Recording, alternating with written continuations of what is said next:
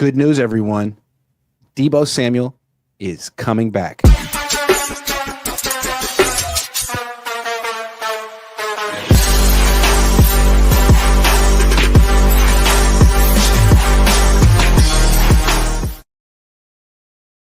What's up, everyone? How's it going? I'm Grant Cohn. That's the coach. The Niners just did their end-of-season press conference. I just posted it on my YouTube channel, but don't go watch it just yet. Watch us. We'll be posting parts of it and reacting to it right here live on my YouTube channel, on Coach's YouTube channel. Make sure you follow both of us. This is powered and presented by BetUs Sportsbook and Casino. Okay, so the opening of the press conference was about Nick Sorensen, who was not fired yesterday. I asked specifically, has he been let go? Kyle Shanahan says, no, he's still under contract with the 49ers. He's just not the defensive coordinator anymore, and we're trying to find the right role for him moving forward. So here's what was asked and was said about Nick Sorensen today. Where are you at? Can you talk about your decision with Nick and kind of what the overall plan is now for the defensive coordinator position? First of all, it was a real tough decision. I love Nick as a person, and I love him as a coach. Still trying to hope to keep him on board in another capacity because he's a guy I don't want to lose. But just where we're at really as a team, where I think we need to go.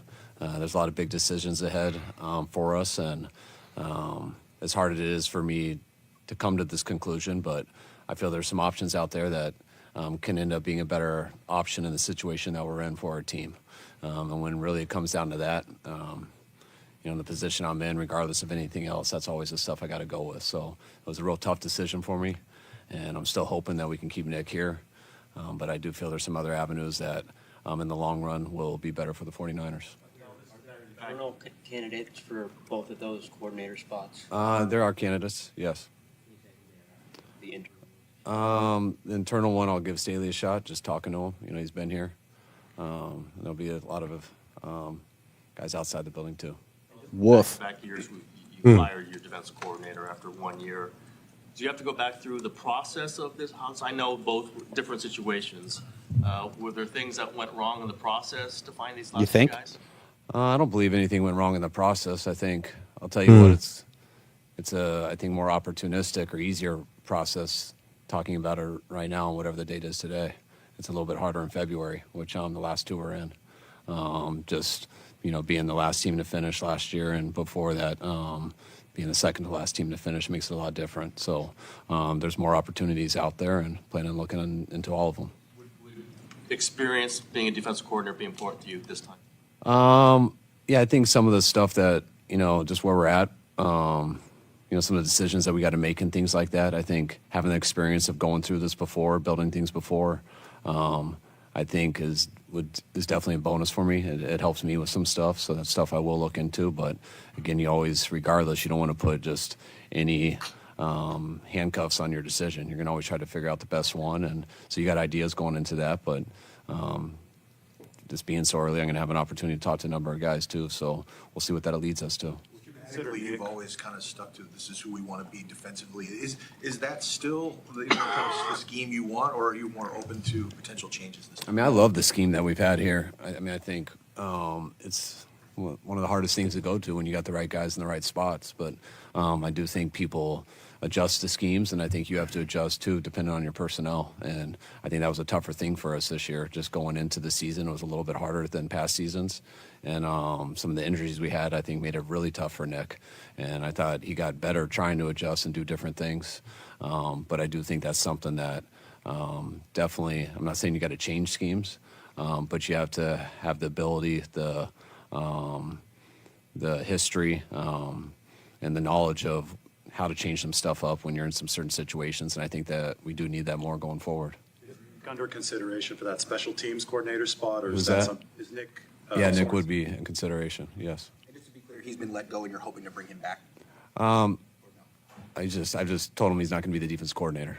Yeah, so he's under contract still, and I'm really hoping that he'll come back, but that's got to be something he and his family feel good about too, and the exact role that we end up carving out for him, which I'll work on here over the next few weeks. How challenging is that? All right, let's go. Let's stop there. Okay. They want Sorensen to be the next. Well, you heard. What was your reaction to those 4 minutes? Well, off bat, he's reading the room. I think that them doing nothing was absolutely off the table. So moving on from Nick Sorensen at least draws a little bit of syntax between what we've seen on the field during the season and what they're discussing behind closed doors. So it feels good to actually see that come through to the surface. Secondly, I just don't understand what retaining him really does. I feel like he's getting a lot of, I think he's getting sympathy. A lot of grace and sympathy because of the injuries, because of him not necessarily having the experience to know how to adjust. I mean, there were questions asking Kyle, are you going to definitely start going after a more experienced DC this moving forward? He was Kyle like, he kind of danced around it, but he eventually talked himself into it with saying that, hey, he struggled with being able to adjust and he got better with once players got a little bit healthy. But the caveat to that sentence or that narrative is you don't get paid to know how to do better with players once they get healthy. You get paid to do better and to put out a product with everybody on the defense. And I think that's where we saw a little bit of the lack of performance. Lastly, why is Brendan Staley getting considered for the DC job? Hold on. See, that's not the way I read it. That he was asked about Staley, and he's like, I'm going to give him a I'll shot. Talk to him. Yeah, I'll talk. I mean, very and when he kept saying, like, look, there's going to be some really good candidates out there that weren't available last year. Like, Staley was available late last year. I think exactly. He kind of like put Staley down without knowing it. I'm not even going to get someone else. But I mean, in a way, you got to understand that if you're looking at Kyle and he's talking about the fact that that Nick Sorensen struggled during the year with adjustments and knowing how to do things during the season. I think that's him kind of talking about Brandon Staley, who I thought was going to be here to help us with that stuff. He didn't do a good job either. I would be surprised if Brandon Staley stays with the organization as well. Also, he did in that excerpt relay that Coach Kubiak is going to be the new OC. For me, we're going to talk about that. Yeah, for me, I believe that that's the same thing as making Coach Forrester the run game coordinator. It's a way of giving him a raise and upping his cachet without actually moving him. I think it's kind of a lateral move, in my opinion. But that's kind of like my first impressions. Okay, so let's talk about it from the special. I mean, we know why Nick Sorensen got fired. They think they're going to get someone else. The way they were posturing today, it made me feel like they think they're going to get Robert Saleh. But we'll see. And if they get Robert Saleh, that would be a hell of a hire. I'm just that's a get. But we're going to talk about the next defensive coordinator in a minute. I want to talk about special teams first because he just kind of casually said, yeah, we want Nick Sorensen to be our special teams coordinator. We don't even know if Sorensen wants to do the job. He's done it once in his life. Yeah, why? The most interesting part of this press conference, it was somewhere in the middle, and I don't have it queued up. You guys will go back and watch it later. Tim Kawakami asks Kyle about special teams. He's like, you haven't really been that interested in it in the past. And Kyle's like, I haven't been. And Tim's like, well, you said it.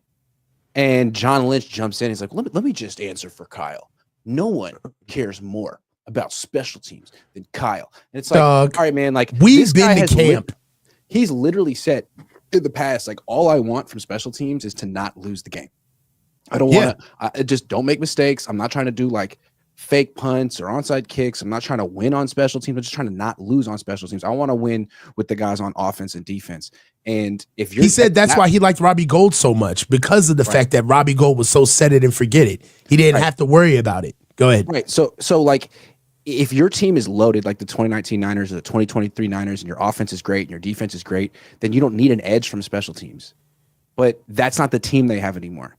Right. They're going to be spending a bunch of money on their quarterback. They do need an edge from special teams. And just making Nick Sorensen the coordinator and saying, we spent a third-round pick on a kicker, that's not it. Well, if you think about it, the only thing that I could honestly see Kyle wanting to keep Nick Sorensen for, over the fact that he's a first-time defensive coordinator who he's letting go of. He's only a one-time special teams coordinator, and he's kind of like a guy where we talked about the genesis of Nick Sorensen, and a guy that Pete Carroll was kind of grooming before earlier on, and definitely jilted his his growth for Ken Norton. So. Right about now, I don't know. I don't really see the worth in what Nick Sorensen would do in a job that he's only had 1 year, in a position where we need a serious bump in special teams. Like, we need a culture change, just not a better coach. We need somebody who's actually going to give a damn during practices. I mean, we've gone through practices and camp. Special team periods are an afterthought. It's a time for everybody to get water. They go through the motions. There's no passion or effort within those periods. I got a question for you. Who's the best punt returner they've ever had under Kyle and John?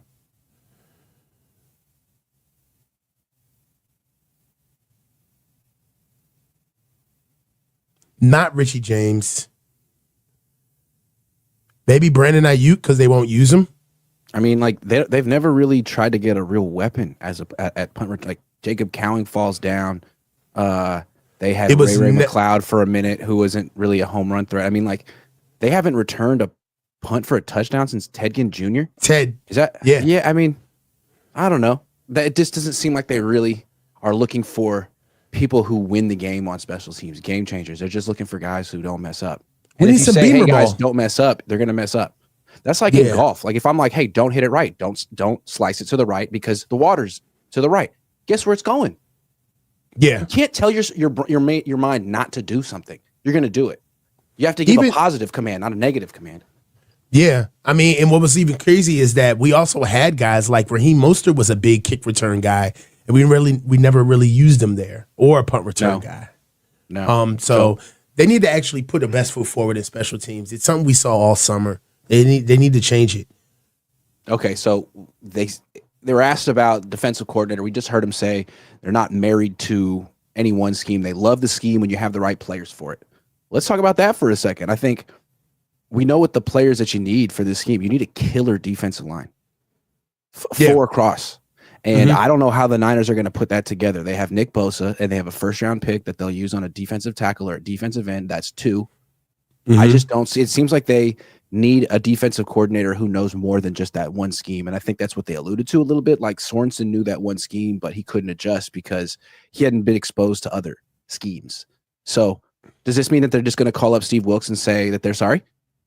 No, they'll never do that. I mean, my biggest thing is that they seem to be really galvanized around the wide 9. And I think the reason why is, I mean, if you look at it now, Nick Bosa, a lot of what Nick Bosa brings, it really doesn't come up on the stat line. I mean, especially when you have an underperforming defensive line that he's had. So his numbers are naturally going to take a dip. But honestly, Nick Bosa is not a 4-3 defensive end. And he's damn sure not a 3-4 outside linebacker. So what are you going to do? You're going to put him you're not going to put him at D tackle on a 3-4. He's not going to stand up. So really, this defense is kind of predicated upon Nick Bosa being in the best position possible. If you change this defense, then you basically just wasted $34 million a year, because if you think that his performance is going to dip now, it's really going to dip because naturally Nick Bosa can't do much outside of that wide 9 split. Yeah.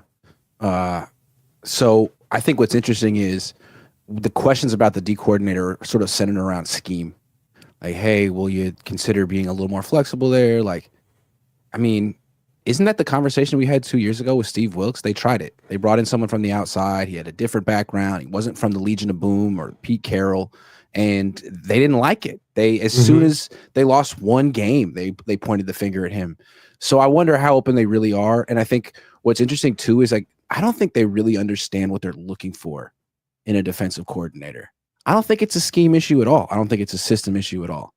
I think I forgot this, but I think I had this epiphany years ago with Saleh. The reason Saleh got hired as a head coach, the reason D'Amico got hired as a head coach is that they were already head coaches.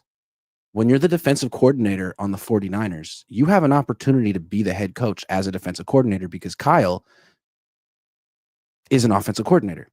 He's not really doing head coach things. And the defensive coordinator can fill in or not. And I don't think Sorensen could. I think Wilks did when he came down from the booth, and the other guys did too. And I think what they're looking for now is another guy who could sort of lead from the sidelines. I don't know. Does that make sense to you? And do you feel like there are guys out there who can fill that role? Yeah, it makes sense to me. Like literally this makes sense to us. I mean, yeah. Let's just take it back. All right.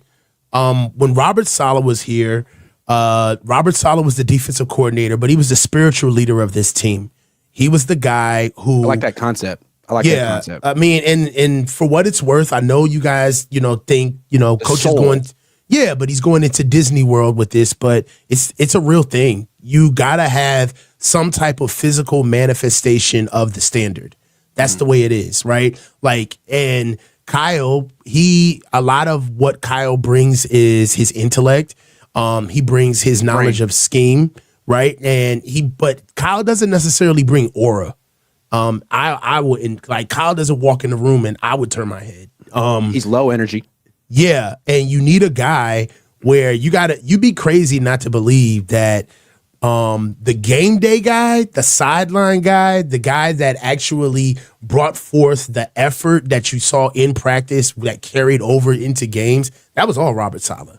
And he had a lot of guys singing his praises and a lot of guys kind of evangelizing that edict throughout the team. And players felt it, and it was visceral. And what happens when you get things like that is that little stuff that we see happening that kind of crept in last year and really showed itself this year, you kind of take for granted, like effort, playing to the whistle, swarming around the ball, giving your best effort on games or no matter what the opponent is. Like, we never had the playing down to our opponent issue until some of these guys left the room. And then Robert Saleh goes on, and then you get another tip of the spear guy in D'Amico Ryans, former player, hard as iron, definitely going to raise these guys up from pups. And what is he going to do? He's going to push the standard. He is the physical manifestation of playing every day, making sure that no matter win, lose, or draw, I don't care about the scoreboard. We are a certain team that plays a certain way. And then when he left,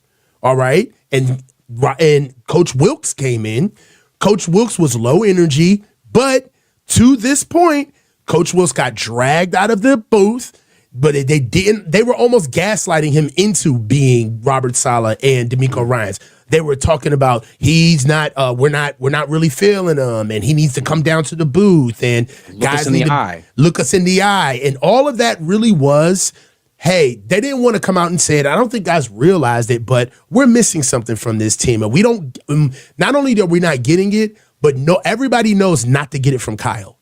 So you got to do it. Mm-hmm. And what happened? Wilks came down, ingratiated himself at the sideline, and what did we start seeing? Wilks pushing himself onto the field, having to be, by the end of the season, Coach Wilks was having to be held back from walking on the field. He was that animated with getting around the team. And even then, you saw cracks. You saw effort being an issue. In the playoffs, what was the number one game plan walking into the Super Bowl? No, the Lions game. What was it? Effort. Kyle wants to see a championship effort. John Lynch had to come speak to the team. That's not his job. That's Kyle's job. And now that the biggest thing that they did, but if you want your team to play with high energy, like Kyle can't convey that message. That's got to be someone like Dan Quinn or Dan Campbell or someone else, Robert Saleh, D'Amico Ryans. Energy, enthusiasm. You got to be a part of the man. You got to be the man. The times make the man, not the other way around. Dan Campbell looked crazy talking about biting off kneecaps, but look at what his team is now. He's the real deal. It's possible that Ben Johnson is a brain with no personality and no leadership skills, and he needs someone like Dan Campbell. It's possible that, like, these types of coaches who maybe look down on each other, oh, you don't know any scheme, or you're not a leader of men, that they actually need each other and have a symbiotic relationship. Does Kyle understand that? Sometimes I think he does, and sometimes when he elevates someone like Nick Sorensen, I think he's completely oblivious and lacks self-awareness. I just don't think he understood that how important it was or where he's going to get it from. I almost feel like he outsourced that, almost kind of like he looks at it as almost like the offensive line. Well, I understand it's there, but if I have enough to get around it, it's not that much of an issue until it comes up. But what's crazy about this year that you saw is, okay, forget wins and losses. Forget the 6-11 record. What bothers me the most about this year is that you clearly saw a different level of play from week to week. It wasn't consistent. And what really bothered you about this season is that we lost, cool, but I would have been okay with going 6-11 if I would have seen us playing the hardest we could play week in and week out. And it would have been, hey, this is just what we are, guys. We're a tired team, and finally we need a rest. But no, you saw the Chicago game. You saw the offense in the Detroit game. You saw all of us. Well, Kyle's motivated now. Now he's motivated? Yeah. Now? It's like, oh, well, Brock, look what Brock did against Detroit. Well, what happened against the Rams? It's like, so there was way too much cloak and dagger. Now I want to have effort. Now I don't.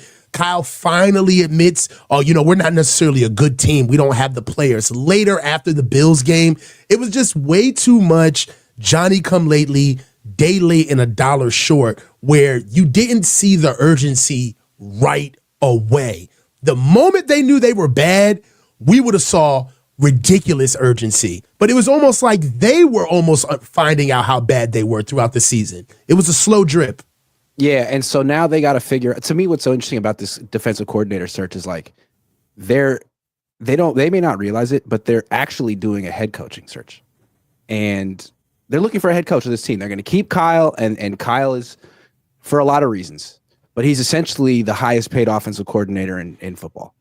And you could like his offense, you could think it's a great advantage to the team, fine. But they're searching for a head coach, and the leadership supersedes the scheme because you know what the scheme is essentially going to be. So when you look at these candidates on that level, like look at Jeff Ulbrich. He just had an opportunity to show what he could do as a head coach. Robert Saleh got fired. He's gone. He gets the Jets. They go 3-9, and the defense gets worse. I'm not interested in Jeff Ulbrich. You know what this is, Grant? Wilks? What? We're on the organ donors list for a heart. I mean, just I just want to point out, Steve Wilks was the interim head coach for the Panthers the year before he came to the Niners. He went 6-6 on the freaking Panthers. So I don't know that Jeff Ulbrich is any better than Steve Wilks. I'd rather get Steve Wilks. Like, they need Robert Saleh back really in the worst way. If they don't get him, I mean, they could go get Gus Bradley. Gus Bradley's enthusiastic. He's a lot like Saleh. He's been a head coach, but does he have like aura? I mean, he's been a failure. He just got fired. I think it's Saleh or bust, and Saleh's getting head coaching interviews. I don't know. I think Saleh. One thing that you have to understand is that, okay, Saleh is cool. I would love Saleh to come back, but is the Niners defensive coordinator job that sexy of a position? I mean, we've got overpaid players. All right, we got to go into the draft. The defensive line is done. We need to retool it and get a pass rush. We're already going to be sitting here where trying to get Dre Greenlaw back. Mooney Ward is all but gone. You're sitting here with the injured Talanoa Hufanga and a promising rookie in Malik Mustafa, but you really don't have Greenlaw. Yeah, you really don't have a free safety. All right. Yeah. And you need a linebacker to come in behind Fred, and you need a pass rush on top of it. And you got Renardo Green and Diamador Lenore, but Isaac Yada made it, nor is Rock Sin. They gotta go. So, and then on top of it, you're gonna have to be gaslit into being the motivator for this team while the head coach sticks his head in the play call sheet week in and week out. So you're really gonna have to be the tip of the spear. Unofficially, though. It doesn't seem like it seems like a young man's job, like somebody who has the energy to do that. But I don't see a retread or somebody who knows their worth coming to take this job and be happy about it. Yeah. Like, what's Kyle going to say? Hey, I want you to come in here, and then definitely during games, that's all you. They don't talk to me. They talk to you. All right? Yeah. You hype them up. You slap hands. That's all you. Someone quits, you got to handle that, okay? Because I'm going to be calling plays. More news. Clay Kubiak is now officially the offensive coordinator for the 49ers. I think this is interesting because Kyle Shanahan said it in a way like this changes nothing. He's essentially been the offensive coordinator for the last couple of years without the title. Okay, but then why are you giving him the title now? He's never given anyone the title of offensive coordinator until year 9 in his tenure. There's been pass game coordinators, run game coordinators, specialists, but no offensive coordinator. Kyle's still going to be calling plays. I have a theory of why this is happening now, but I'll save it. What do you think? I think it's a lateral move. I also think it's a little bit of kind of getting some heat off of Kyle because of how the offense has been moving for a while. There needs to be somebody else with the name, but what I don't want to do is talk out of both sides of my mouth. one of the biggest things that I have said for a while is we need an offensive coordinator. We need an offensive coordinator. Now, does that mean did I necessarily say that I don't want Kyle calling plays anymore? No, right? I would be interested to know, what are the duties of Coach Kubiak now? What is being taken off of you, Kyle? Like, how is this making your job easier? That's what I would want to know. I understand, like, if you think about it, some of the greatest coaches, they never truly give up play calling duties, right? Like Sean McVay calls plays, Andy Reid calls plays, right? I wouldn't expect Kyle to just give that up. But Andy Reid also has an offensive coordinator, Matt Nagy. Yes, but now so does Kyle. Yeah. So yeah. I'm willing to give him a shot. I want to see what this is now, how this looks. Will he trust him? You know? Yeah, let's look back for a second. I mean, let's step back for a second. We got 3 new coordinators on this team. Kind of feels like what the Eagles did after they had their down season following the Super Bowl loss. They got rid of both of their offensive and defensive coordinators, and it seemed like they kind of put Nick Sirianni on notice. Like, dude, you got to fix this right now. Get whoever you want, spare no expense. You tell us, we'll get them, but you got to get this right because you lost Jonathan Gannon, you lost Shane Steichen, and you replaced them with freaking lightweights. So we'll give you a mulligan on both of them, but you got to get this right now. And the implication was, if you get this wrong, you're freaking done. So now the Niners, I mean, it worked for the Eagles. They're back in the playoffs. I think to me, that they're turning up the heat on Kyle just a little bit. Like, you need to have an offensive. I think someone sat down with them a couple of weeks ago. I don't know if it was Jed. I don't know if it was Denise or who it was, but I think they said you need all new like this coaching staff is beneath you, dude. You need an offensive coordinator. You need to focus on being a head coach. You can still call the plays, but you need to really clean house in this coaching staff. It needs to be a whole lot better. You need to revamp. Yeah, the whole methodology needs to be revamped. You have your hands. I mean, quite frankly, I have done this before in businesses that I've ran before, where you have your hands on everything, and as a result, your standard dips because you don't have enough energy to do the job the way you know it needs to be done. And what you're really lacking is trust, and you're lacking infrastructure. And Kyle needs to start building more trust and infrastructure where it's okay if somebody doesn't get a job done. When you're not their friend, it's easier for you to move on from them. All right. So I think that he's kind of ripping the Band-Aid off in the sense of, hey, let's make some hard decisions. I really don't understand why Nick Sorensen is being considered for anything in the organization. That's the only thing that I didn't understand from the small excerpt that I heard from today. But right now, I really am willing to give the Coach Kubiak and Kyle tandem a real go, because he had Mike McDaniel, and things were going very well when Coach McDaniel was here. So Kyle needs help, So I don't expect him to give up play calling duties, but I'm excited about this. I want to see how it works out. Here's why I'm not as excited as you. I mean, I like the idea of it, but like Kyle said, Clay's been here. He even said, like, Clay's essentially been the offensive coordinator the last couple of years, doing a great job. All right, but it'd been nice if you would have brought in someone additional to help, because it doesn't seem like it was enough this year in particular. Maybe if Christian McCaffrey's there, it's enough. Well, now you're talking about like somebody who wants some real results. We're working with what we're working with here. Yeah. One thing that Kyle will do is he's always going to opt to get in a retread or somebody that's within the enclave of the Shanahan offense tree. You know what I'm saying? These guys think that they're like a part of the 13 colonies when it comes to this offensive football stuff. So they're always going to pick guys that are attached to the offense. I kind of get that. I got one follow-up question, then we'll get to our BetUs segment and some super chats. But going back to Sorensen, going back to Wilks, really, you didn't hear it today, but Kyle really made a point of saying, well, it was tough to get the best coordinator for the job last year because they finished the season so late, and they finished in February, and a lot of the best candidates were taken. All right, then why did you fire Steve Wilks?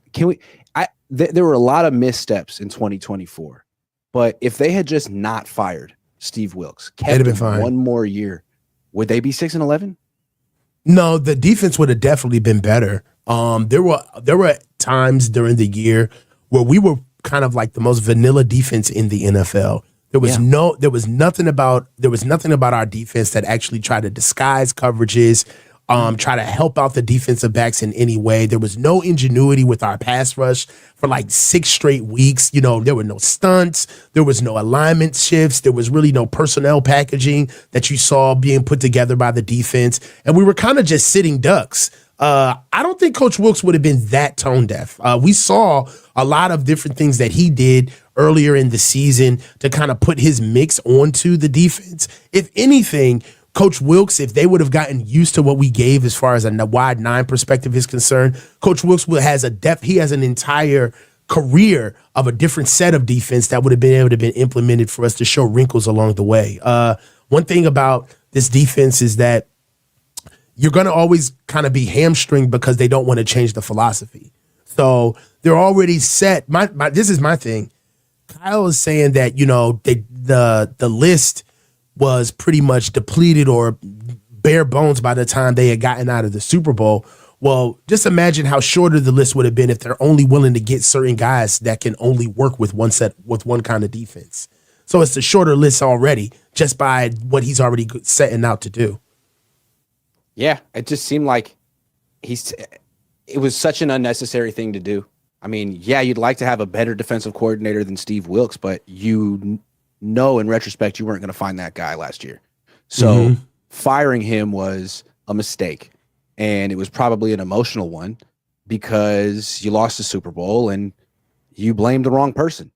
Maybe you bring him back this year and he's no good and you fire him now and you get Robert Saleh, but that one move I think was like the beginning of a domino effect that really hurt the team. But I can't prove it. Let's look at BetUS's betting lines for this weekend. Got some really big games. They're playoff games. The winner keeps playing. The loser is done. That's how the postseason works. Chargers are in the playoffs. Go figure. Jim Harbaugh, good coach, going against D'Amico Ryans. He used to be the de facto head coach here. Who do you like? Chargers -3 or Texans +3? Chargers. I'm not really a believer. The Texans seem to be falling apart at the wrong part of the season. And you know what playoff football is all about? It's about who's hot now, right? So I'm going to go with Chargers. Ravens -10. Ravens. 10. Ravens -10. Oh, can we just look real quick at these two teams' matchups this year? I'm curious because I don't remember, but I feel like the Steelers often do well. Okay, hold on. They played each other Week 11, and the Steelers won 18-16. Steelers won. And they played each other Week 16, and the Steelers beat the crap out of them 34-17. So, yeah. Ravens. Ravens. Yep. Ravens. Yeah, they know Good they're going to enough. see him in the playoffs. 9.5 Bills over the Broncos. Broncos. Sean Broncos Payton got a keep it close. defense. Yeah. Yeah, they do. They do. Eagles 4.5 over the Packers. Yeah. Eagles. Eagles. Yeah, Packers are falling apart. Bucks -3 over the Commanders. Yeah, Baker, man. I just don't like Baker. I don't want to play Baker. I wouldn't want to play Baker in the playoffs. Yeah. Yeah, rookie on the road. I feel that. Rookie on the road. I wouldn't want to play with Baker. Dude, this is interesting. Rams Vikings to pick them. Man, that SoFi is such a bad stadium. It's so not a home field advantage. But anyway, Matt Stafford or Sam Darnold. Sam Darnold. Yeah, that's a tough one, huh? Okay, you don't have to Not say no really. more. I'm gonna pick the Vikings. Wow. Yeah, the Vikings are the better team. Yeah, but you faked me out with that one. Yeah, I think Matt Stafford is better than Sam Darnold, but the Vikings are a better team. Do you think Brian Flores would be a good match with Kyle, or do you think they're too similar? Who's too similar? Brian Flores. I know they can't get Brian Flores, but do you think Brian Flores would be a good match with Kyle Shanahan as his D coordinator? Yeah. Yeah. I think he would do what. Yeah, I think he would do well. I think he would do well with Kyle until it stopped being. Like, you know what I mean? It's almost like two rattlesnakes, and it's just like, well, they're good as long as just nobody bites one of them. They're winning. Yeah, like as soon as somebody realizes they're not alone in there. All right. More news. Kyle Shanahan was asked about Brock Purdy John Lynch jumped in, talked about what an incredible player Brock Purdy is. I think we already know how John feels about him, but Kyle said he wants Brock to be his quarterback as long as he's the coach of the 49ers, which could be interpreted in a lot of different ways. But what do you think of Kyle Shanahan saying that? I mean, I think Kyle said exactly what he had to say. Yeah, hold on, pretty much. Hold on, did I don't know what I that got technical was issues. Yeah, I don't know what that is. Hold on. Oh. So, yeah, they said Kyle would be here to stay. I'll tell you this. I think Kyle's saying exactly what he needs to say right now. There's absolutely no way that Kyle needs to be saying anything that alludes to him not being behind Brock Purdy, just for the simple fact that Brock Purdy, he had a bad season. And I think it really helps Kyle. I think it really helps Kyle to be able to put as much praise on Brock as possible, because behind closed doors, I think that he knows that the organization feels that they have Brock exactly where they want him. Right? Yeah, it doesn't really matter what he says, right? Like Brock says, I want to be here. Kyle says, I want him to be here. Like, great. Like, money talks. So if Kyle and John say, we love you so much, Brock, here's $45 million a year, that might not be the love that Brock Purdy's looking for, right? I might need a little bit more love than that. I might need $15 million a year more love than what you're offering me. So they could both posture like, I want to be here. I want him here. It's just business, and we got to come to an agreement, and it's not personal, and we both understand. But until they come across a number they both agree on, anything could happen. But 100%. It seems like he's going to be here. 100%. Yeah. Oh, my camera died. What happened? I don't know. Yeah, I don't know why. Wow. Let's keep it going. I'm working. Sure. Keep it going. I'm working in the background. Let's go. All right. Yeah, I guess that's my only point. Like, until they actually have the negotiation finished, I'm skeptical, because the market is so incredible. It's $60 million a year, and the Niners don't have to pay it. I guess he'll be back. The Niners don't necessarily have to give him what the market says he's worth. Like, they had to give Brandon Ayuk $30 million a year because he proved on the market that he was worth it. He proved that the New England Patriots would pay it, the Steelers would pay it. So, I don't know. It just seems like the Niners can say as many nice things as they want. It almost feels like the nice compliments are a substitute for the money that they might be shorting him when they finally make the offer. Definitely. Well, I don't know. I mean, my thing is that what is Kyle supposed to say? Honestly, what's he supposed to say? Is he supposed to say, you know what? We finally got a guy that you guys are trying to prop up as a franchise quarterback, and I finally got him exactly where I need him, because you've seen exactly how good or bad he is without all of the people around him. And I'm going to say all of the greatest things that you need to hear about him, because truthfully, behind closed doors, he knows how we feel about him. The jig is up. It's over. And I don't have any reason to sit here and bash the guy who I have squarely back under my thumb now. The legend of Brock Purdy is dead. Good. You've seen what type of quarterback he is. Now can we please get back to giving me all the power where I can put this offense in the best position it can be in? And think about that when you want to give him $60 million. Also, they're not going to negotiate through the media. Like, there's a lot of things he could say about Brock that I'm guessing he will say to Brock's agent when they actually negotiate. I'm sure there's going to be some hard truths that Parag Marathe probably is the one who delivers. Like, hey, man, let's look at Brock's numbers in the second half this year. Let's talk about Brock's steep decline this season. And that's why we're not going to offer you $60 million a year. So the Niners can always be like, we want Brock. He's just being greedy. And Brock can always be like, I want to be here. They're just being cheap. And we'll see how far apart they really are when this actually starts.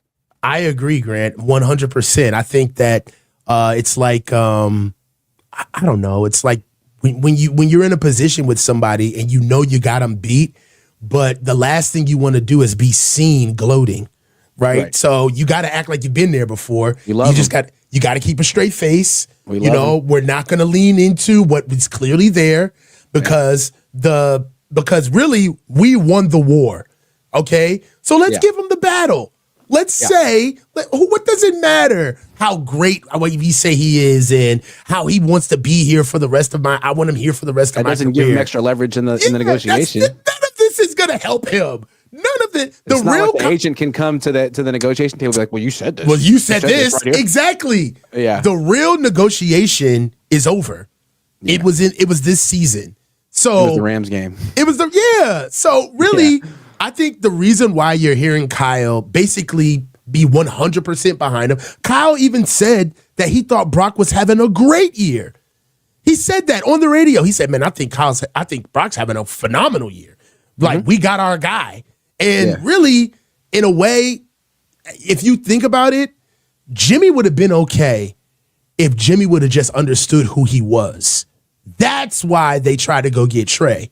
And that's why, because when Jimmy didn't want to play in 2020, that was Jimmy officially feeling like, I'm the quarterback of this team, and I'm hurt, and I don't want to play. And Kyle was looking at Jimmy like, dude, we passed the ball 8 fucking times last year.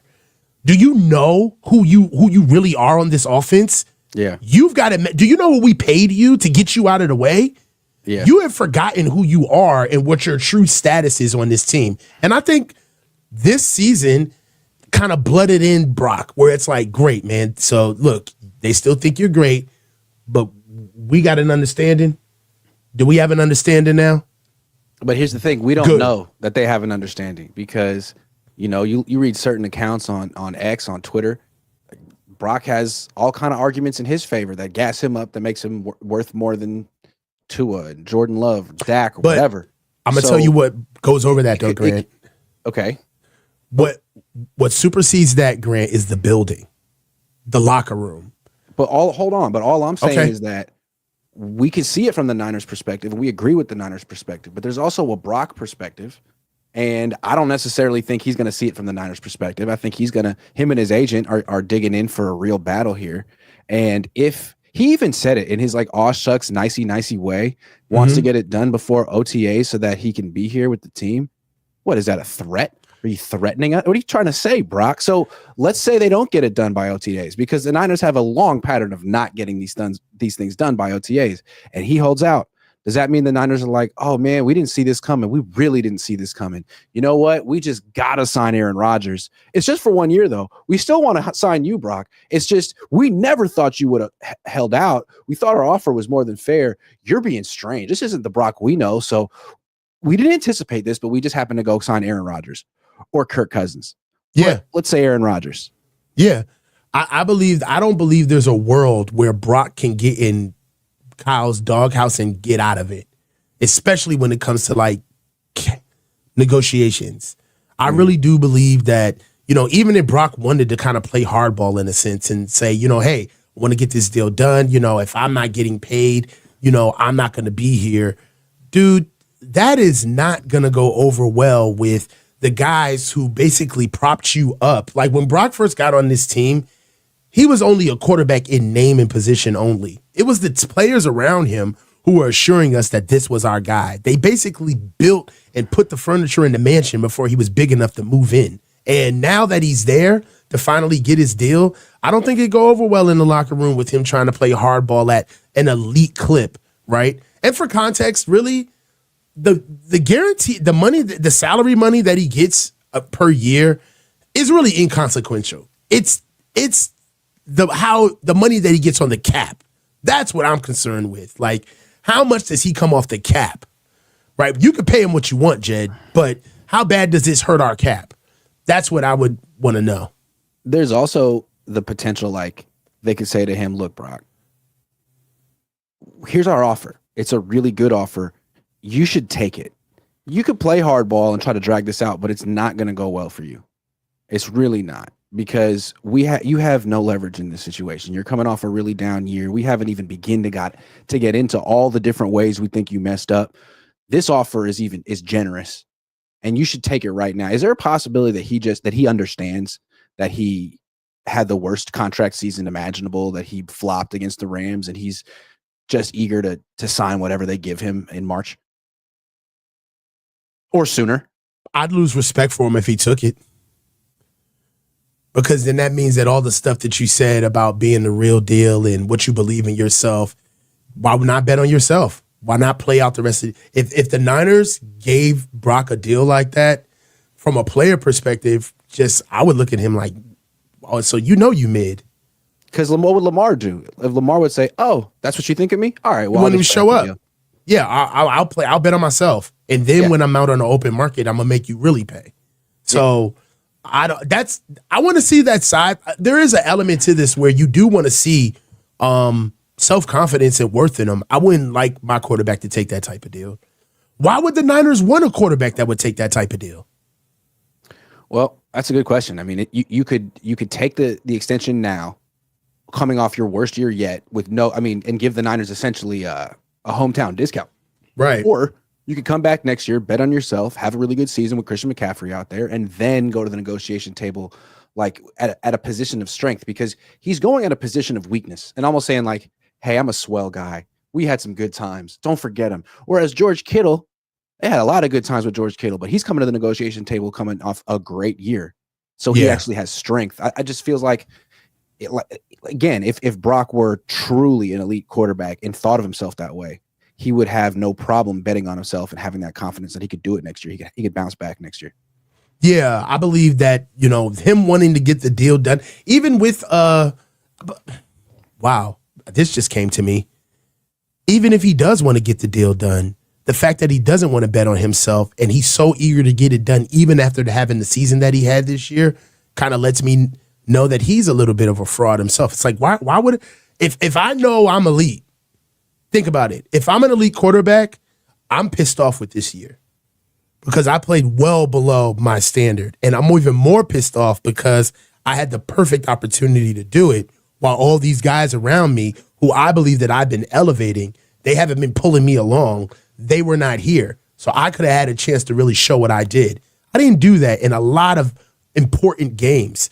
And now I'm being disrespected with with a deal that I don't like. Why am I being seen here trying to even go get a deal? I'd be looking at my agent like, dude, I'm betting on myself. I can play way better than what I did this year. Why don't we just run it back next year, get these guys back where we want them, and then go back in there with our pride intact and go get the deal that we deserve?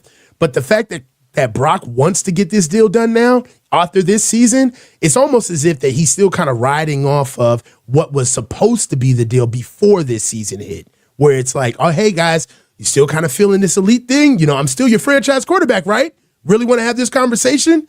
I just don't think if Brock was as good as he thinks he is, he would want to have a negotiation right now either. I wouldn't. Okay, more news, not Brock related. So they asked about Javon Hargrave, and the team was like, yeah, we're gonna release him, so he has options. And, we don't want to do the whole post June 1 thing, so that he has nowhere else he can sign. And we'd love to re-sign him if he wants to sign here at a lower price and it makes sense. So they were very transparent. And I think right after that, another reporter sort of thinking that, oh, you're just gonna say you're cutting people. Like, what about Deebo? You're gonna cut him too, right? And Lynch was like, no, he'll be here. We're not just in the business of giving away good players. And I got kind of quiet, like, we're talking about Deebo Samuel, right? We're talking about Deebo Samuel. So Deebo's coming back, not in the business of giving away good players. What do you think? I don't know. I don't understand it.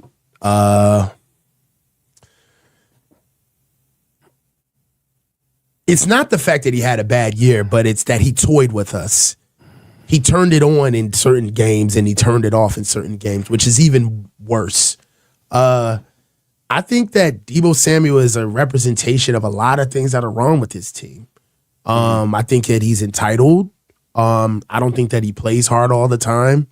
But I feel as though that he never misses an opportunity to take like a photo op or like a leadership position in the team. And, I just don't see the worth in $28 million a year. I mean, he's going to be a $14 or $15 million cap hit this year at 28 per. And then we're going to pay Brandon Ayuk $30 million next year. So, we're looking at over $50 million in wide receiver money in the wide receiver room out of two guys. Just from a performance standpoint, I don't necessarily think that Deebo's like a top receiver. And really, You think? I mean, I'm is he even like, top Greg, three on like, this what do you team? want? What do you want me to like? Those who have been on my channel know exactly how I feel about Deebo.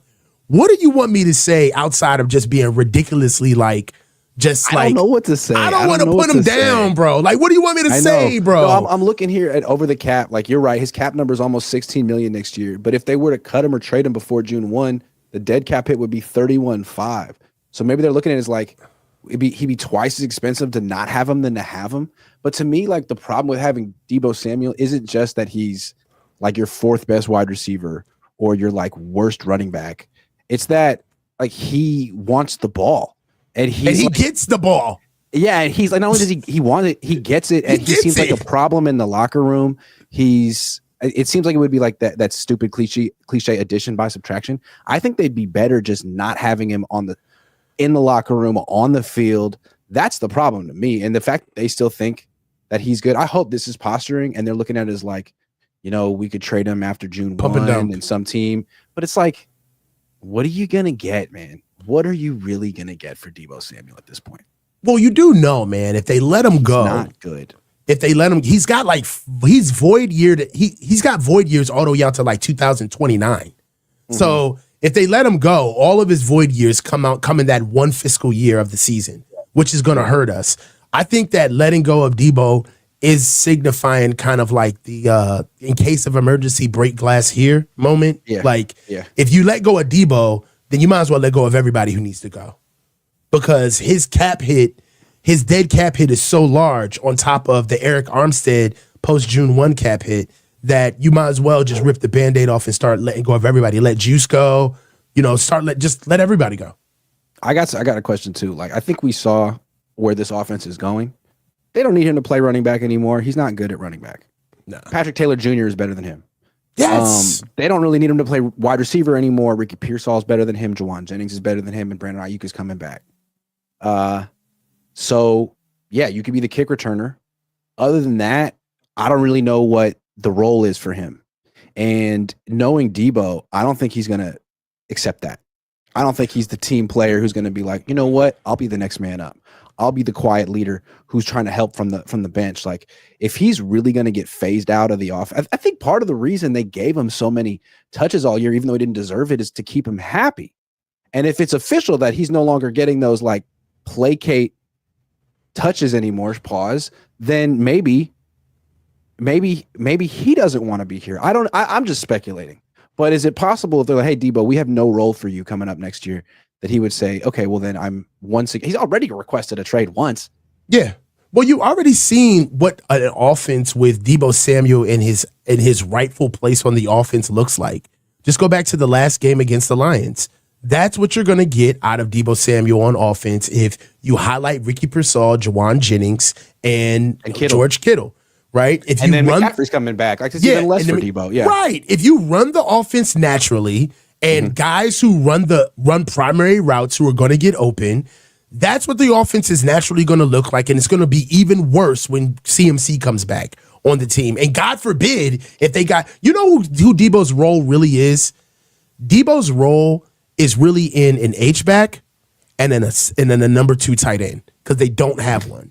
Like, if you could outsource all of his productivity to an H-back and a number 2 tight end, and you'd be pretty good. Okay, you'd be okay.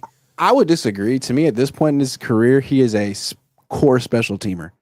And it's funny, the Niners need to get better on special teams. Maybe that's why they want to keep Deebo Samuel. Because so you're calling Deebo Josh Cribbs? He's Josh Cribbs? Cordell Patterson. He ain't. That's disrespectful to Cordell Patterson. You were disrespecting Josh Cribbs. Okay, and Josh Cribbs is from DC. Josh Cribbs was one of the better returners I've ever seen. That guy was incredible. But okay. Didn't he play quarterback in college or at high school? Like, Josh Cribbs was a great played quarterback. He was a dog. I think he played at Toledo. Uh-huh. Did he go to Toledo? You thought I didn't know about Josh Cribbs. I thought you had. I tried to throw him on you. I did. Yeah. So if he wants to maybe he wants to return punts next year. Maybe he could do that. Yeah, this is a much fruitful conversation than, because there's not really that much you can say positive. And I don't want to, beat a dead horse or beat a dead Deebo. So I actually want to give Deebo some praise for a second. This was on, I saw a clip. It might have been on Deebo's podcast. I don't know where it was on, but Ricky Pearsall was talking about getting shot. Mm-hmm. And he mentioned that Deebo Samuel was the only one that came and saw him and on the team.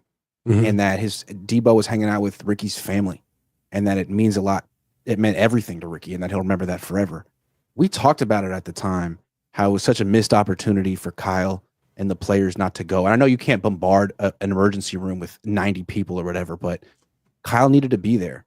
Deebo, and look, I didn't know Deebo had it in him, man. Sometimes I think Deebo is just the most shallow diva, but like, damn, Deebo, that was credible, man. It just shows you like you really don't know these players. They project something, and you might like what they project or not. I don't really like the way he projects himself, but there must be a real decent guy down there. Wow. Right. Yeah. I mean, it's something where, as far when off the field stuff happens, I do believe that that's kind of like off limit stuff. We poke and we fun about like Cabo Click and things of that nature. But for the most part, we really do leave them alone when it comes to like off field issues, right? Pretty much everything that we cover the guys on and the team happens literally on the field or in the building. Outside of that, what their lives are like, or the speculation that we may have, or the things that we may see from afar, it would be really prudent for you to keep it there, because like this, you don't know who the friends are on the team, who have real connections on the team, certain things and how people reach out to each other in a real way. And I feel as though that's something that kind of made our bond stronger, because we actually know each other in real life. And when you see those things, it can be easy to think you understand a relationship or the dynamic of two people's relationships from a distance. But I feel like this is one of those times where you just get reminded that, guys are real people too. And just because of how a guy goes about his business on the field or in the building has nothing to do with his character outside of it. Yeah. So Deebo, salute, respect. Good on you, man. Didn't know. Yeah, that was really, to hear Ricky say that was I'll always remember that about Deebo. Because I think George Kittle is like the ultimate in terms of professionalism and maturity and character. He wasn't there. And I'm not saying I think less of George because of that, because I don't know if I would have went. Who knows? I wasn't in that situation, but Deebo went. But I feel like you're bringing that up just to speak to what people think they know, right? Not the fact that George is a bad person, but no. But you could George will be there. Exactly how you would deduce from thinking the character of the players that, hey, who would be the first person in the situation to be there? Oh, it definitely would be George. You know what I mean? Fred Warner. No, Deebo. Yeah. So, and that's a complete, juxtaposition to how we call the team. So, you love to see it, man. Great on Deebo. I still think we should cut you just to show you how balanced I could be. But great, Deebo. I respect you. You gotta give it both sides. It's so complicated, right? Because Deebo was the one who put his hands on Tabor Pepper and antagonized Jake Moody, but at the same time, he was there for his wide receiver who got shot in ways that no one else was there. So complicated. Still got to go though.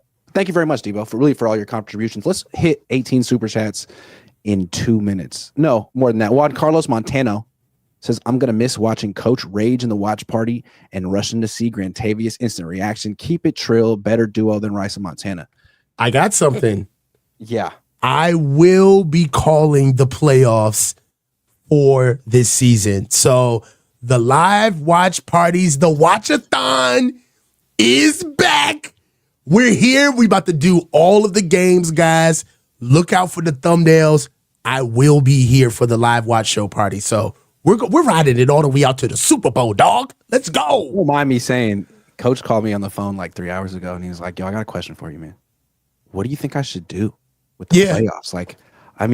These watch parties have been really good. What do you think I should do? Should I do them for the playoff games? I was like, is this a real question? Like, yeah, absolutely, dude. It's a freaking watch-a-thon. So you guys got to be watching that. I'll be watching that. I don't think anyone else is going to be doing it. So it's going to be cool stuff. Everyone else is going to be doing it once Coach is getting 8 million views. But yeah, way to do It's it, man. on. Danny D says off to a good start. Moody, Deebo, and Juice are next. Yeah, I don't know about that. Mark Lamar says an OC who can't call his own plays. Kyle Shanahan arrogance. Now, to be fair, I don't think Matt Nagy's calling plays for the Chiefs.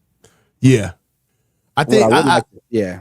there's a world like, who's the guy? Bieniemy never called plays, and he was Andy Reid's OC for years. So think of it as just more of what offensive coaches do, right? Yep. More offensive coaches are going to they're going to call the plays. That's kind of Sean McVay calls plays. Andy Reid calls plays. Doug Peterson calls plays. So it's just kind of what they do. And again, coming back to my little conspiracy theory, I think I think someone had a talk with Kyle, not to say we're firing you, but to put a little bit of pressure, because all of a sudden he went from giving Deebo Samuel hella touches to Ricky Pearsall getting a lot of targets. There was a little bit of a switch. Yes. I want to say with 2 games to go. So I wouldn't be surprised if someone said, Kyle, you're going to be getting new coordinators this offseason. You're going to be focusing more on your head coaching responsibilities, and you're going to be playing these young guys a little bit more. 100%. The Lions game was more, it was like motivated my ass. Somebody talked to Kyle about, hey, man, you need to put your best foot forward with literally everybody on this team, especially that offense. Well, enough of doing it your way. It's like 6 points against the Rams. I could see there has to be a meeting, a freaking, probably not a Zoom meeting either. Moises Rosales says, if Kyle Shanahan gets mad at Kawakami for that question, imagine if GC asked LOL. He didn't seem to get mad today. It seems like I asked 3 or 4 questions. He was cool with me. I don't know. Kyle Shanahan. I wanted to talk about that though. He didn't get fired. Speaking of being talked to, Kyle was very attentive and very open, and I found that press conference to be very delightful from Kyle. He was open. He was clear. He gave context to how things were. I really like the demeanor from Kyle. We've seen much worse. Yeah, he did seem a little humbled for sure. El Cortez, he looks rested. Man, it seems rested. That's interesting. That's so interesting. Man, it sounds like they plan to run it back again. Well, we'll see. They got to make a big hire at defensive coordinator. Can't get this wrong. Kenny 757 says just wanted to show some love. Also, cut Moody, please. There was no. Was there any Moody questions? No. Drewish guy says, what y'all think about Captain Lou Anarumo? He just got fired as a defensive coordinator. I don't know. I think they're not going to get him. I know he's had success against the Chiefs. The Niners aren't really at the Chiefs level right now. They were 1-5 in their own division. Harris says retaining Deebo sums up this regime. 0 growth. Yeah, but I want to see how they're going to use special teams coordinator. Mitty Sohn says, "Why do I love you?" I don't know. It's good. That's a better question for you, Mitty. But I appreciate it. Mitty Ruben Marquez says, "I am sick and tired that players take the team hostage during the offseason. Bring Cousins now so Brock knows his place." Brock is Brock going to have the heel turn where all of a sudden he's like, you know what? Show me the fucking money. But this is what's wild though, is that this comment constitutes that the Niners know that Brock isn't as good as he is. They're like, oh, you Brock like the way I play stays in his quarterback place. for you? You like what I do? You like my leadership? Fuck you. Pay me. Yeah, fuck you, Kyle. It's time, baby. Oh, you it's like time. what I can do in your system? Fuck you. Pay me. Yeah. Hey, John. You think I'm a fucking leader now? Hey, Trent. I want the fucking boombox. It's mine now. And we're turning that shit to Kenny Chesney, goddammit. Let's go. There's a new sheriff in town. Stephen Draper. Everybody's fucking line dancing out to the goddamn games. Give Purdy the Jordan Love prove it deal first, says Stephen Draper. Frank R says, how much does Darnold's eventual market contract factor in Brock's negotiation? A lot of variables for Sam's contract floor: playoff win, Super Bowl loss, win. How much? It's an interesting question. How much does Darnold's eventual market contract factor into Brock's negotiation? Sure. Like if Brock gets signed first, if Darnold gets signed first, does it sort of set the floor for whatever Brock would ask for? Yeah, I think no. I don't know. In a way, no, I don't know. Yeah, in a way, it would be Sam. You know, he is a quarterback, but I think that attaching yourself to a guy who got it done in 1 year will be kind of cheap in a way of like, hey, well, you see what Sam got, you know? I don't know. The quarterbacks play like the rest of the position game where you know how like Trent literally wanted to be the highest paid left tackle, so he got like $1 more. Like, you know how Brandon Ayuk basically held the entire organization hostage due to, you know what I did, Grant? I'm sorry, but I gotta watch Swearing, and you got me in my bag, bro. I'm sorry. You got me going. I instigated you. You gaslit me. You curse lit me, bro. So you're like, I've been going cold turkey. It's been I've been 3 going weeks. so good. I've been going so good. Yeah. You put a couple of curse words out there, and I just took it hook, line, and sinker. I was like, I've been dying to say fuck all week. Let's go. Okay. All right. I'm going to do better too, guys. Sorry. I just couldn't help it. We're in the super chats part. I'm not even cut these parts up. Moises Rosales says, lose respect for Brock Purdy for taking a bag. Ha, ha, ha, ha, ha. This is why I watch GC, Jesse, but not Coach. Mm-hmm. Ooh, Moises. Well, I don't think Coach watches you either, Moises. Double B Studio says, are they considering all of Deebo's drops to pay Purdy? I don't know. Juan Solo says, will SF be able to keep both Kittle and Warner? Yeah, probably, but not Greenlaw. I doubt it. David Kendall Jr. says we will never win a Super Bowl with Kyle. All caps, $5. I feel it, man. I feel it. City Bird says Deebo is Percy Harvin and or Tavon Austin.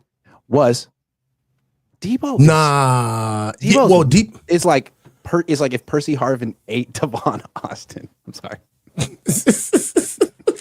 I'm sorry. Deebo is way bigger than he used to be. I'm sorry. But it's just muscle. Double B Studio says Deebo should be O-line, diet coach, weight maintain. Yeah. Juan Carlos Montano says, let's mother truck and go watch party featuring Cohn. Yeah, you should have people just like make celebrity. You could pop in. Yeah, dude. I love that. You want a coach cast? You got a coach on cast. My phone. Yeah, I'm a coach cast you, bro. I got you. I love that. Double B Studio says, need to find Chris Borland linebacker to replace Greenlaw. Chris Borland, where is he now? Meaty McMeatface says, if Kubiak is a true OC, this will allow for Kyle to be more the CEO rather than just play caller designer. We're going to see Kyle let his hair down a little bit and be more of a motivator. Can't wait to see it. True. Meaty McMeatface. Agree. Boxing fan says, is there even an OT worth drafting at 11? You tell me. I'm hearing no. Well, yeah. I don't like the kid out of Texas, but I love the guy out of LSU. Right now, I heard his little spiel about offensive linemen. Yeah, about basically saying I love that. You know, and I love that. What I loved about it. If the guy across you has 1 sack a game, 12 weeks, he's a top 5 pick. If I give up 1 sack a game, 12 weeks, I'm working on Amazon. It's like, damn. Hey, man, and it's the truth, bruh. Like, and I love, and like, you know what I loved about him is he started off. Will Campbell. He started off with, look at my first play. Look at my first play when I started. Smashed. I got ran. My face ran through.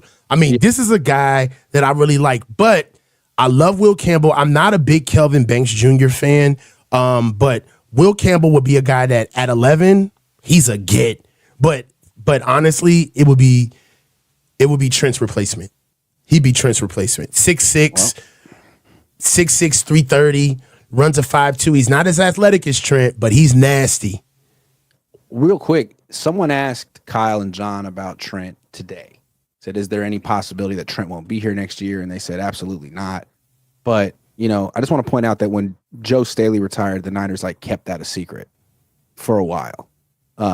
So they could find his replacement during the draft without people knowing they needed one. So something to keep in mind. Citybird says, is there a level of disrespect when it comes to contracts if you are not a top pick? All the quarterbacks that got paid were drafted in first round mostly. We'll see. I don't know.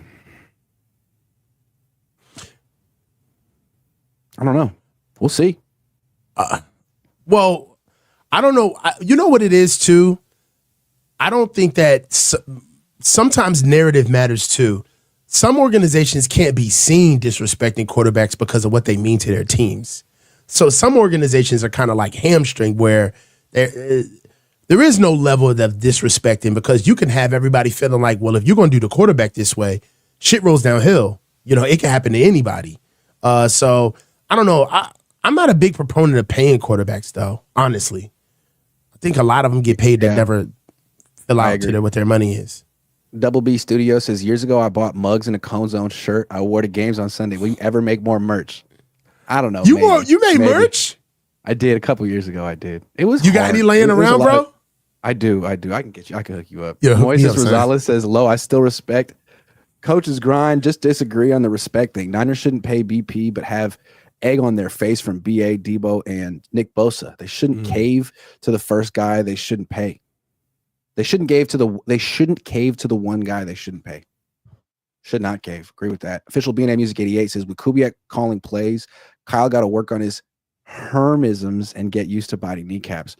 Kubiak will not be calling plays. I asked. That was another thing I wanted to know. And he's like, no, I'm still calling plays. But it just seems like if things go poorly, that could be the next thing that gets taken away from Kyle. Like, yeah, this is it. Yeah. But this is it. I don't think he would.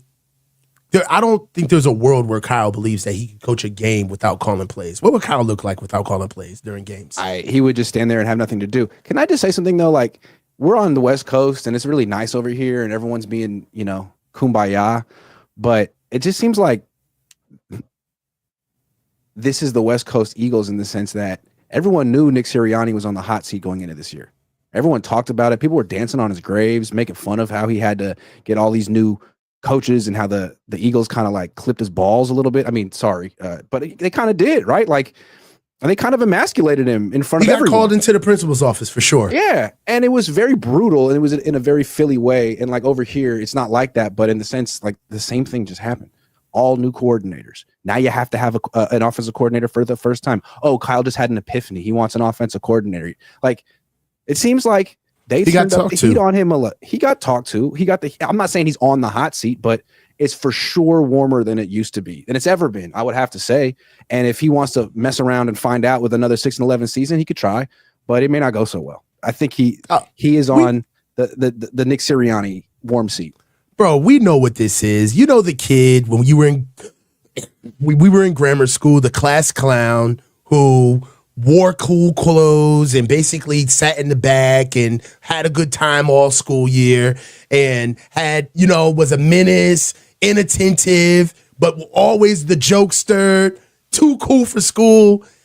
And then the first quarter of report cards come out in November. And then everybody goes home for Thanksgiving.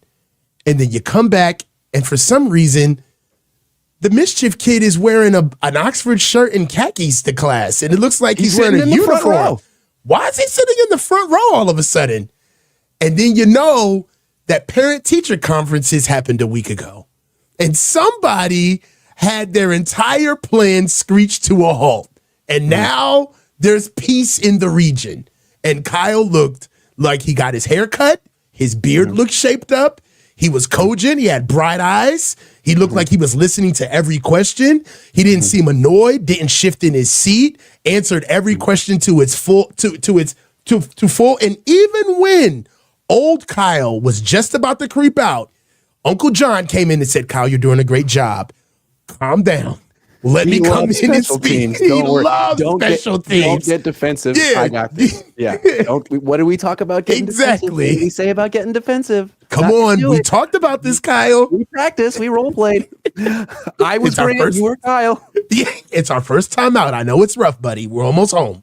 We can do it. Easy Tino says, with 2 elbow problems that have led Brock and have held Brock out of games and those nerve stingers, how could we not bring in a big time veteran quarterback? Well, I just want to point out that, look, it's just odds makers. I don't know if they have sources, but the Niners have plus 300 odds to get Aaron Rodgers. And the only team with better odds is the freaking Raiders, who freaking stink. So I don't know. If Purdy wants to drive a hard bargain, the Niners could go trade for Rodgers and Devontae Adams and give him Deebo. You just be saying stuff. No way. There's no way, dog. He's staying. It's an option. It's good to have options. Yeah, he's staying. Nah, Deebo just locked in. He hasn't been locked in since. No, money wise, there's nowhere. It's it. Maybe that's what it. he was talking about when he was trying to slap Jake Moody. Lock in. Lock in. Money-wise. Yeah. Shyla Q says, "Do you have your draft position want list?" Not yet, but I will. It's a good question. Shyla asks amazing questions. No, not yet. I have half of it done. She's like, yo, Shyla brings the noise, bro. Like, she has really good questions. I expect them to go defensive line because they've always wanted a dominant. They've never wanted a dominant offensive line. That would be a philosophy change, and they don't seem to make big philosophy changes here. So they want a dominant D line. They clearly don't have one. They have They have the 11th pick. You know, they've spent multiple top 12 picks, 15 picks on defensive linemen. I mean, and even before them, they drafted Buckner, they drafted Armstead. So yeah, I would expect a D tackle too.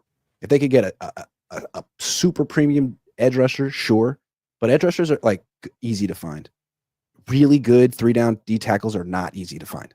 Yeah, so I think 3 techniques, nose tackles, inside linebackers. Those are really hard to get. Once you get them, they're kind of much there for a while. I mean, they paid freaking Hargrave like $84 million, and he couldn't stop the run. He was like a one-dimensional player, and they still thought he was worth 20. You know, they get a guy. When we should have known. We should have known then that it was like we're reaching. Yeah, we're reaching. I still think the Niners, one of their biggest mistakes was getting rid of Buckner, but I don't know. That's old news. Double B Studio says, when I watched your after game review, I could see my seat in the background. Did you see the Cardinals fan pelvic thrust cross me on the stairs? No. I was just chilling when the pick six happened. That's hella funny. Just chilling. You got the pelvic thrust. Oh, look. It's 2:25 on the West Coast, 5:25 on the East Coast. I got to get back and stream all night. I'll be doing more streaming. This is my last time coming down to Santa Clara till the draft, I want to say. So kind of interesting.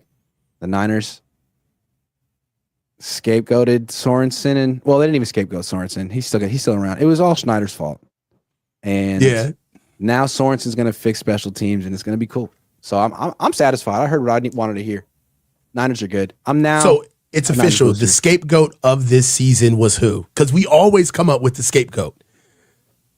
We thought it was going to be Brock. It wasn't Brock. I think it wasn't Brock because Brock scapegoated himself.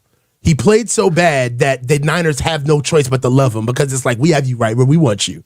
Yeah. I mean, it's Sorensen, but like they know that it's Sorensen and they're trying to make it look like it's not Sorensen because they feel like, so that they're like, no, we're going to keep him. We really like him. It's just that he sucks as a defensive coordinator, but we really like him. So it is Sorensen. It's Schneider, but it's Sorensen. I mean, but I do think really the fact that Kyle had to name an offensive coordinator means that he finally, maybe privately and internally, had to take a little bit of heat himself. It kind of was publicly. Me. It's kind of like somebody farted and it's like, who was that? I was like, well, anyway, tonight we're moving on. I'm not going to say it at the press conference because it was me. Between us, it was definitely me. Worst adversary says, "Are you guys excited to draft another round 1 receiver?" I'm super excited. Love hearing them talk about their problems and still not address them. I think they're going to take a D lineman, man. I don't have a problem with them taking a receiver because they need one. We don't have an X. They've never taken a receiver with a top 20 pick, though. They won't. That's cool, but look at it this way. Jawan Jennings was elevated to our X once Brandon Ayuk was hurt. That's because Deebo Samuel couldn't do it, right? It should have been Deebo Samuel, but it wasn't. All right, so right now, we're left with Jawan Jennings and Ricky Pearsall, Deebo Samuel, and Jacob Cowing. Like, that's our receiving core. Yeah. That ain't it. I mean, well, it's a hell of a receiving core if you go 11 personnel, but we'll see what Ayuk is when he comes back, but that's your X. Jennings a hell of a slot receiver, and I think Pearsall's a Z. And you got Deebo Samuel on the bench doing nothing. I think that's a great spot for him too. So I feel like with those 3 playing and Deebo not playing, you got a good foursome there. I mean, I can't think of a wide receiver I'd rather have not play more than Deebo Samuel. So I think that's a good spot for him. Yeah, he's just so good at not playing. Robert Kennedy says if we don't fix the O-line, it'll be the same old thing. Always the bridemaid trying to catch that bouquet. Time for the bar. Well, here's my problem though. If they spend that 11th pick on an offensive tackle who's not worth it, then you got the McGlinchey issue again. They took McGlinchey over some serious players, and he's no longer on the team. So best player available at pick 11, you're thinking we just might get a Hall of Famer. Yeah. So don't pass on a Hall of Famer because he's not playing the particular position you think you need at that exact moment. He's a Hall of Famer. Don't need get more in-law. Yeah, we need more young elite players. We don't have enough young guys that are the best players on this team. And that's why our core was so important in years past, because they were the best players on our team, but they were also some of the youngest players on our team. That needs to change. Yeah. So best available in the first round. All right, we're sliding up out of here. Coach, thanks for giving me an hour and 20 of your time. Didn't mean to take that much, but I always appreciate your generous. Dude, make sure you guys all subscribe to his YouTube channel. It had 3,000 subscribers at the beginning of the season. Now it has 20. He's taking off. He's taking over one city at a time. Remember when Akon was like really famous and everyone liked Akon when he kind of sounded like Kermit the Frog a little bit? I think Akon was like for college. Like, oh yeah, I never heard Akon in like a casual setting. It's either been in a bar, a club, a party, a kickback. I've never casually listened to Akon. No, I only really heard Akon in my fraternity. Shout out to Akon is almost like something you don't buy because you're always going to get it on tap anyway. Like that type of music. Like something that you don't. Like if I were to like play Akon for my 14-year-old nephew and be like, listen, you don't really understand, but in 2006, this was the biggest singer on the planet. He'd be like, what? His voice is objectively awful. I can't tell you what my nephew would say, but that's what I would think he might say. But if I were to play him T-Pain and be like, this dude, what do you think of him? I think he might feel like T-Pain wasn't appreciated enough in his time. All of those guys were club guys. I mean, T-Pain was a bop. Locked Up was a bop. T-Pain was a bop. So much talent. The thing about him is he kind of popularized the whole auto-tune thing, but he didn't need it. Because anyone that got his second album, as I did, understood that front to back, he's a good singer, man. From Tallahassee. One of my favorites. I love T-Pain. T-Pain. He made that album with T-Wayne that never came out called T-Wayne. So good. How do you know this? Because what do you think I was doing at UCLA? You think I was... I wasn't a big T-Pain guy, dog. I love T-Pain. I unironically love R&B. So I love R&B. Yeah. But like R&B, not pop. Why are you taking shots at T-Pain on my show? I mean, R&B, T-Pain's cool. T-Pain is cool. He's cool. Auto-tune, cool. I like auto-tune. It had its moment. It had an era. Yeah, because of him. I agree. Auto-tune, when there's like a new song and it's like Lil Baby rapping in that same flow with auto-tune, kind of mumbly. It's like in 2025. Are we still doing that? Sir. Nah. I mean, the best music that I listen to right now is I listen to a lot of R&B, like slow music, like good music. Like, you like her? Yeah. You don't know who her is. Do you listen to her? Oh! No. And that'll wrap up our show. Thank you very much, everyone. Coach is having technical issues. It died at the very last second. We're good. I'll be back later on tonight. Stay tuned. The Niners are doing things, guys. Making moves.